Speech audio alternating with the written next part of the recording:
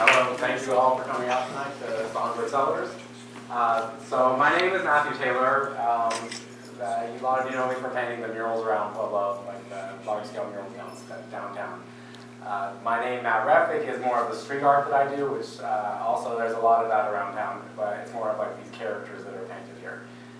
Collectively, I call all of my work, just the murals in town, really not just my work, but I call them the village walls. So the title, The Villagers, is like an extension of that. So I started with the village walls, and then it's kind of a mapping project where I am kind of marking where all the murals are in Pueblo, and so that you can go around and check them out. And so Chris approached me about doing this, being a part of what he just talked about, and I was right on board with it because I like big spaces, and this is a really beautiful building. And when he commissioned me to do these, I fell in love with the building right away. So when I heard that they were moving out, I was like, oh, what are they going to do with it? And then about a week later, he was like, actually, let's do something in there. And here we are. So that was about 4 weeks ago, and we kind of were planning for a couple weeks, and then I started just developing this project because I had been working on a show called The Villagers, which is the current street art project that I'm doing, and it's these characters, they're paintings of these characters throughout the city of Pueblo in kind of the more obscure parts of town where there's just buff marks from graffiti within the alleys of the east side and Bessemer for the most part. So that's like what the next project after this is that I'm working on, and this was kind of just like a advertisement or like a prequel for that, really. So I came up with the idea, and then about 2 weeks ago I started building it, and it took me about a few days to get the resources, and then I started putting the buildings together. I had help from my friend Joshua Soda and Jason Almaraz, who helped paint the backgrounds and do the paintings of the buildings themselves. So it's a collaborative piece to start off with right away, and we set it up here and kind of lit it up and just really built it for all of you to come and see.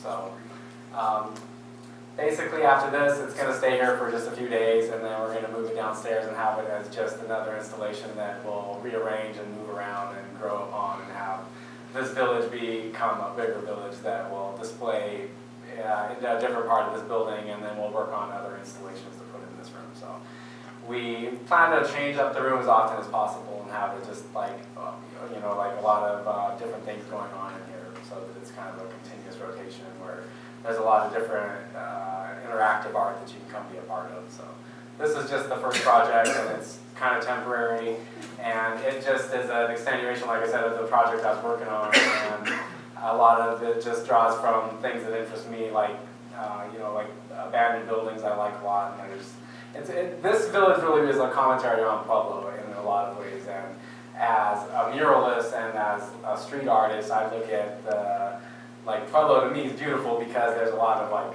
decay and abandonment and neglect, really. And to me, I like it because I'm like, oh, there's something I could go do.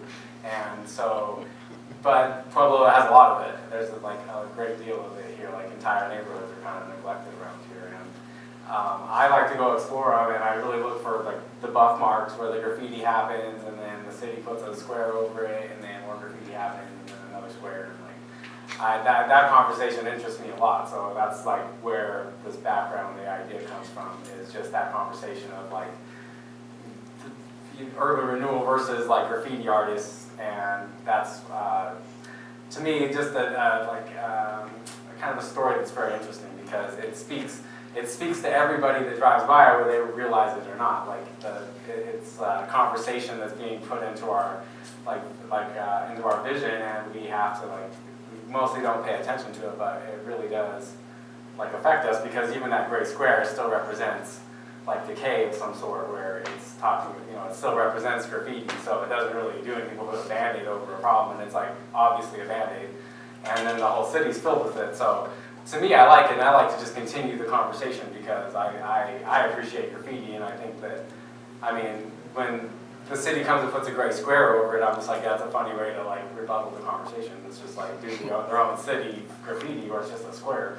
So I like to now, my goal is really to add another layer of that conversation and use that first part of the conversation as the backdrops to the next part of the conversation. So that's really what's happening after this, and then this is just a mixture of all of that, and then other things that I see in the city with like, because this is all found objects, I found all of it and it's all recycled.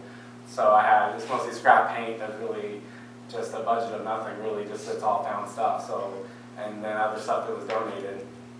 And really there's no shortage of trash in this town, so it's really easy to like go find all the stuff. It's like no problem at all. Like just now I went outside finding those shooter bottles and I found like, actually I found a whole like, all alley that had like 1,000 of them. Yeah, and like there's too many. I was like, well, I need another bag really quick. So yeah, so that's like a lot of what this project here is about too, is like upcycling and kind of just, for me, paying attention to the things that are kind of being neglected and not paying attention to. So for me, I always promote like for community participation events and stuff like that. So I think that by drawing attention to these issues that are like maybe neglected, things that I'm noticing that people then I go and add a mural to it. I hope to like bring more attention to it, kind of where people are going out and exploring and seeing other parts of the city that they might possibly be avoiding because there's just this like untold conversation of gray squares and graffiti, and then people are like, that's a bad neighborhood because there's like that conversation happening. So I want to like bring it a step further and be like, that's exactly where you should go, is down there. So that's really what is happening here. I guess that's pretty much the gist of this show here. So it's all kind of interpretive. The artwork kind of just comes out of nowhere. I kind of just like whatever comes to mind I paint first, and then then I arrange them in a different story. Like if you look at all the different characters, they all are doing something. So you can kind of put together a story on your own and read it all. And like I built it from like that end to that end. So if you go through it, it kind of carries that narrative to it. So thank you all for coming out to check it out.